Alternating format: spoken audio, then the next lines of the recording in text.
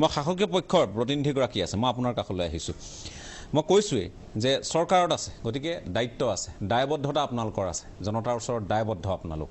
জনতাক সকাহ দিয়াৰ দায়বদ্ধতা আপোনালোকৰ ওপৰত আপোনালোকৰ চৰকাৰখনে সেইখিনি পালন কৰিব লাগিব কিন্তু আমি দেখিছোঁ যে এইকেইদিনত ৰাজ্যসভা নিৰ্বাচনক লৈ ব্যস্ত কোনোবা দিনা আন কিবা অনুষ্ঠানক লৈ ব্যস্ত এই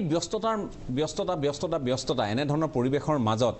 এই যিবোৰ কথা আমি কিছু সময় পূৰ্বে পাতিলোঁ যে আমি বৈঠক অনুষ্ঠিত কৰিব লাগিছিল আমি কথা পাতিব লাগিছিল চেম্বাৰ অফ কমাৰ্চৰ বিষয়ববীয়াসকলৰ সৈতে পাইকাৰী বেপাৰীসকলৰ সৈতে ক'ৰ পৰা কি ধৰণৰ সামগ্ৰী আহে জৰুৰী বৈঠক ইত্যাদি আমি অন্ততঃ অনুষ্ঠিত কৰি জিলা প্ৰশাসনে জিলাই এই ধৰণৰ এটা ব্যৱস্থা যে নিয়ন্ত্ৰণ কিদৰে হ'ব বা কিবা সকাহ দিব পাৰি নেকি তাৰ সমাধান সূত্ৰ একো আজিলৈ কিন্তু নহ'ল গতিকে এই মুহূৰ্তত মই আপোনাৰ জৰিয়তে চৰকাৰৰ স্থিতি দাম বৃদ্ধিক লৈ চৰকাৰে কি কৰি আছে অকণমান কিবা যদি কৰিও আছে বা যদি কৰাও নাই আপোনাৰ জৰিয়তে জানিব খুজিছোঁ মই আইমাতৃসকলৰ কথাখিনি শুনিছোঁ জনপ্ৰতিনিধিৰ দ্বাৰা গঠিত চৰকাৰেই হৈছে জনতাৰ অভিভাৱক গতিকে ডেফিনেটলি চৰকাৰে তেখেতসকলৰ আশা আকাংক্ষা বা অভাৱ অভিযোগবিলাক শুনিব লাগিব আৰু সমাধান দিব লাগিব আপুনি সুধিছিলে চৰকাৰে এই ক্ষেত্ৰত কি পদক্ষেপ লৈছে ইনফেক্ট কংগ্ৰেছৰ প্ৰতিনিধিগৰাকীয়েও কৈছে যে তেখেতসকলে বিধানসভাত ডিমাণ্ড কৰিছিলে মূল্য বৃদ্ধিৰ বিষয়ত আলোচনা কৰাৰ কাৰণে হয়তো সংবাদ মাধ্যমত আমি নজনালেও মই আপোনাৰ এই চেনেলৰ জৰিয়তে জনাব বিচাৰিছোঁ যে এই সভাখন বিধানসভাৰ শেষ হোৱাৰ পিছত বিভাগীয় মন্ত্ৰীয়ে এই বিষয়ত আলোচনা কৰিছে হয়তো সিদ্ধান্তটো নোহোৱা কাৰণে আমি ৰাইজক এই বিষয়ত অৱগত কৰিব পৰা নাই কিন্তু মই জনাৰ্দনক এটাই অনুৰোধ জনাম যে এনেকুৱা নহয় যে আপোনালোকৰ আশা বা অভাৱ অভিযোগবিলাকৰ প্ৰতি চৰকাৰ দায়বদ্ধ নাই বা চৰকাৰে শুনিব খোজা নাই ডেফিনেটলি কিয়নো সংসদীয় গণতন্ত্ৰত যদি চাওঁ মই এতিয়া যদি ৰাজনীতিৰ কথাখিনিও কওঁ সংসদীয় গণতন্ত্ৰত 5 বছৰৰ মূৰে মূৰে নিৰ্বাচন হয় আপোনালোকে নিশ্চয় জ্ঞাত যে গুৱাহাটীৰ এতিয়া পৌৰসভাৰ নিৰ্বাচনো আছে গতিকে যদি ৰাজনীতিকৰণ কৰা বুলিও কয় আমি জনতাৰ ওচৰত যাব লাগিলে কিন্তু আটাইতকৈ ডাঙৰ ইছ্যু হিচাপে থিয় হয় এই মূল্য বৃদ্ধি গতিকে সেইটোৰ প্ৰতি আমাৰ চৰকাৰ দায়বদ্ধ হয় এতিয়া কথাটো হয় এইখিনিৰ জৰিয়তে মই দাম বৃদ্ধিক ছাবষ্টেঞ্চিয়েট বা এনেকৈ ক'ব খোজা নাই অমুক কমাৰ বাঢ়িছে সেইকাৰণে আমি কমাব পৰা নাই কিন্তু বিভিন্ন কাৰকৰ ভিতৰত মই মাত্ৰ 2টা বা 3টা কাৰক আপোনাক জনাব খুজিছোঁ এটা হৈছে যদি ইন্ধনৰ মূল্য বৃদ্ধি হয় সামগ্ৰিকভাৱে সকলো খাদ্য শস্যৰ মূল্য বৃদ্ধি হয় তাৰমানে পৰিবহণৰ মূল্য বৃদ্ধি হয় যিহেতু আমি বেছিভাগ খাদ্য সামগ্ৰী বাহিৰৰ পৰা আনিব লাগে এতিয়া যেতিয়া ৰাছিয়া আৰু ইউক্ৰেইনৰ যুদ্ধ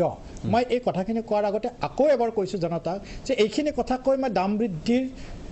ছাবষ্টেঞ্চিয়েট কৰিব খোজা নাই মূল্য বৃদ্ধি হৈছে মই সেইটো কৈছোঁ কিন্তু কিয় হৈছে তাৰে বিভিন্ন কাৰকৰ 2এটা কাৰক কৈছোঁ আজি নিয়াৰ এবাউট 35 ডেজ হৈ গ'ল আৰু আমি 85% যিটো ইন্ধন পেট্ৰল ডিজেল আমি বিদেশৰ পৰা ক্ৰয় কৰিব লাগে আৰু যদি পৃথিৱীত চাই Russia is A third largest producing country ইন্ধনৰ ক্ষেত্ৰত বিশেষকৈ খাৰুৱা তেলৰ ক্ষেত্ৰত আৰু যিহেতু আমি 85% ক্ৰয় কৰিব লাগে আৰু প্ৰত্যেক দিনে যদি ভাৰতত চাই ভাৰতে পৃথিৱীৰ ভিতৰত কনজিউমিঙৰ ক্ষেত্ৰত থাৰ্ড মানে আমি ক্ৰয় কৰাৰ ভিতৰত প্ৰথম আছে আপোনাৰ ইউএছ চাইনা তাৰপিছতে ইণ্ডিয়া তাৰমানে প্ৰত্যেক দিনে আমাৰ ভাৰতক যদি আপুনি চাই প্ৰায় 78 কোটি লিটাৰ আমাক পেট্ৰল বা ডিজেল লাগে গতিকে এই বৃদ্ধিটোৰ কাৰণে আমাক যথেষ্ট অসুবিধাত এইকাৰণে পৰিছে অলপ মুদ্ৰাস্ফীতি এইকাৰণে হৈছে যে ভাৰতে বেছিভাগ আগৰ পৰাই আমি ট্ৰেডিশ্যনেলি ৰাছিয়াৰ লগত বেপাৰ বাণিজ্যৰ ক্ষেত্ৰত আমাৰ এটা বন্ধুত্বপূৰ্ণ সম্পৰ্ক আছিল দ্বিতীয়টো যদি চাই আন এটা ডিফেন্স সেক্টৰৰ ক্ষেত্ৰত Russia is A third largest producing country গতিকে যেতিয়া আমি ডিফেন্সৰ বিশেষকৈ এই যে বাহিৰৰ পৰা যেতিয়া আমি আনিব লাগে সেইটোত কি হয় যেতিয়া বাহিৰৰ পৰা অনাৰ ক্ষেত্ৰতো এই ক্ষেত্ৰত কিছু প্ৰতিবন্ধকতা আমাৰ আহিছে আন এটা কথা এইটো ছাবষ্টেঞ্চিয়েট নহয় আপুনি যদি আমি এটা বছৰৰ চাইক্লিকেল পিৰিয়ড চাওঁ তাৰমানে কোনটো সময়ত খাদ্য শস্য বেছিকৈ আহে এই অক্টোবৰৰ পৰা ফেব্ৰুৱাৰীলৈকে this is the period generally আমি শীতকালীন যিখিনি খাদ্য সামগ্ৰী এইখিনি পাওঁ ফেব্ৰুৱাৰীৰ পৰা অলপ চাইক্লিকেলটো চেঞ্জ হয় তাৰমানে আপুনি এই আটাইতকৈ সমস্যাৰূপে থিয় হয় আপোনাৰ মাৰ্চ এপ্ৰিল তাৰপিছত আকৌ তাৰমানে 1 জুনৰ পৰা কিছু পৰিমাণে জিকা ভেন্দি এইবিলাক অহা আৰম্ভ হয় কিন্তু হয় এতিয়া চৰকাৰখন মানে যিমান আহিব লাগে মই কৈছোঁ কি এতিয়া আপুনি পাব এতিয়াৰ কিলো যদি আপুনি 40 বা 50 ৰুপিজত পায় কিছুদিন পিছত যেতিয়া বজাৰত আহিব প্ৰথম চৰকাৰে 2 ধৰণে ইয়াত সহায় কৰিব পাৰে যেহেতু চৰকাৰে সহায় কৰিব লাগিব অভিভাৱক 2 ধৰণে কৰিব পাৰে এটা হৈছে যদি সামগ্ৰীৰ মূল্য বৃদ্ধি হয় চৰকাৰে ক্ৰয় কৰি কম দামত জনসাধাৰণক উপলব্ধ কৰিব লাগিব প্ৰথম আৰু দ্বিতীয়তে যিটো বাহিৰৰ পৰা যদি আমি কিনিব লাগে বাহিৰৰ ৰাজ্যই কওক বাহিৰৰ দেশেই হওক বাহিৰৰ দেশৰ হ'লে যদি ইম্পৰ্ট ডিউটি কয় সেই ডিউটিটো কম কৰিব লাগিব এই ক্ষেত্ৰত ইম্পৰ্ট ডিউটি কম কৰিছে নে কৰা নাই আপুনি যদি চাই বিশেষকৈ কোভিডৰ আগত আমি যিকোনো সামগ্ৰী যদি বাহিৰৰ পৰা আনো প্ৰায় 32% আমি টেক্স লৈছিলোঁ তাৰে ফাৰ্ষ্ট ষ্টেপত 27%লৈ কম কৰিলে তাৰপিছত 21%লৈ কৰিলে তাৰপিছত 17% তাৰপিছত 12%লৈ কৰিছে কম কৰিছে কিন্তু হয় এতিয়া আৰু কিছু ক্ষেত্ৰত আমি ইণ্টাৰ ষ্টেট যিটো পলিচি যেনেকৈ ধৰকচোন এখেতে কংগ্ৰেছৰ প্ৰতিনিধিগৰাকী এটা ছাজেশ্যন দিছে যে আমাৰ বিভাগীয় মন্ত্ৰীজনে চেম্বাৰ্ছ অফ কমাৰ্চৰ লগত বৈঠকত বহক এই ক্ষেত্ৰত চৰকাৰে আজি কিছু আৰম্ভ কৰিছে অলৰেডি হয়তো মই কোৱা কথাখিনি শাসকীয় প্ৰতিনিধি হ'লেও আমাৰো শাসকীয় দলৰ মন্ত্ৰী বিভাগীয় মন্ত্ৰী বা আমাৰ প্ৰতিনিধিসকলে শুনি আছে গতিকে ডেফিনেটলি জনতাৰ উপকাৰ হোৱাকৈ সকাহ দিব কৰাটো আমি বিচাৰোঁ আমি সকলো সেইকাৰণে এই যে আজি ধুবুৰীৰ পৰা যে আমি আপোনালোকৰ সন্মুখলৈ মানুহবোৰক লৈ আহিলোঁ চৰকাৰৰ দৃষ্টিগোচৰ কৰিলোঁ আপুনি এতিয়া চৰকাৰৰ শাসকীয় দলৰ প্ৰতিনিধি তেখেত এগৰাকী বিৰোধীৰ প্ৰতিনিধি এতিয়া আপোনালোকে বিধানসভাৰ মজিয়াত যাতে কথা বতৰাবোৰ খুব সুন্দৰকৈ আপোনালোকে আলোচনা কৰে কিন্তু পৰিৱেশ বাৰু নাই পৰিৱেশটো দিয়া নহয় নে কি নাজানো তৎসত্ত্বেও আমাৰ দায়িত্ব যে এই লোকসকলৰ কথাবোৰ আমাৰ জৰিয়তে যাতে চৰকাৰৰ দৃষ্টিগোচৰ হয় লগতে বিৰোধীৰো যাতে দৃষ্টিগোচৰ হয় আৰু যিসমূহ প্ৰেছাৰ গ্ৰুপ আছে আপুনি যদি অনুমতি দিয়ে মই খালি এটা এড কৰি দিওঁ যিখিনি ষ্টেক হোল্ডাৰ আমি কনজিউমাৰ যিয়ে ক্ৰয় কৰে তেখেতসকলক কোৱা নাই যিখিনি ষ্টেক হোল্ডাৰ যেনেকৈ ৰাজনীতিৰ ক্ষেত্ৰত ষ্টেক হোল্ডাৰ হৈছে বিভিন্ন দল সংগঠন বিভিন্ন দলবিলাক যেনেকৈ কংগ্ৰেছ হ'ব পাৰে ইউডিএফ হ'ব পাৰে বিভিন্ন ৰাজনৈতিক অৰাজনৈতিক সংগঠনবিলাক তেখেতসকলেও সমস্যা যেতিয়া এটা হয় তেখেতসকলেও এটা সমাধান দিলে যেনেকৈ মই ভাল পাইছোঁ কংগ্ৰেছৰ প্ৰতিনিধিগৰাকীয়ে কৈছে যে চেম্বাৰ্ছ অফ কমাৰ্চৰ লগত আলোচনা কৰক ঠিক তেনেকৈ তেখেতসকলকো মোৰ অনুৰোধ তেখেতসকলেও আমাক ছাজেশ্যন দিয়ক সমস্যাটো হৈছে আমি সমাধান উলিয়াব লাগিব সমাধান লাগে এই কাৰণে লাগে আমাৰ এই মঞ্চ কেৱল বিতৰ্কৰ বাবে নিশ্চয় নহয় বিতৰ্কৰ বাবেতো নহয় আজি ভাল লাগিছে যে দুয়োগৰাকীয়ে খুব আপোনালোকে সুন্দৰভাৱে নিজৰ বক্তব্যখিনি ৰাখি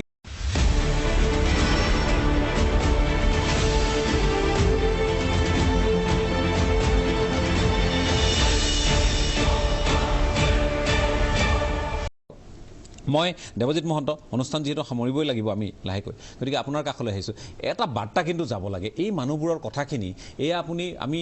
দেখিছে আমি একে ঠাইৰ মানুহৰ কথা লোৱা নাই আমি ৰাজ্যখনৰ কেইটামান প্ৰান্ত আমি লৈছোঁ আৰু আমি ভাবোঁ যে ৰাজ্যৰ শদিয়াৰ পৰা ধুবুৰীলৈ সকলোৰে মুখৰ ভাষ্য একেই অভাৱ অভিযোগো একেই সমস্যাও একেই গতিকে এই সমস্যাখিনি চৰকাৰে আওকাণ কৰা যেন আমাৰ এটা অনুভৱ হৈ আছে আজিৰ তাৰিখলৈ কাৰণ দৃষ্টিগোচৰ হোৱা নাই যে কিবা এটা কৰি আছে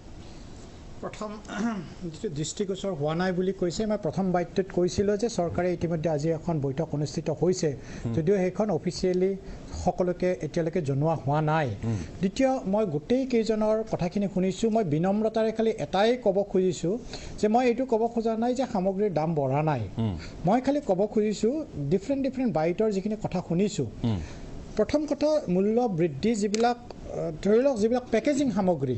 সেই সামগ্ৰীবিলাকৰ কিন্তু ঠাই ভেদে বেলেগ বেলেগ দাম নহয় যিবিলাক কেঁচা সামগ্ৰী অৰ্থাৎ খোলাকৈ পায় আপুনি যেনেকৈ ধৰকচোন আলু কেঁচা চব্জি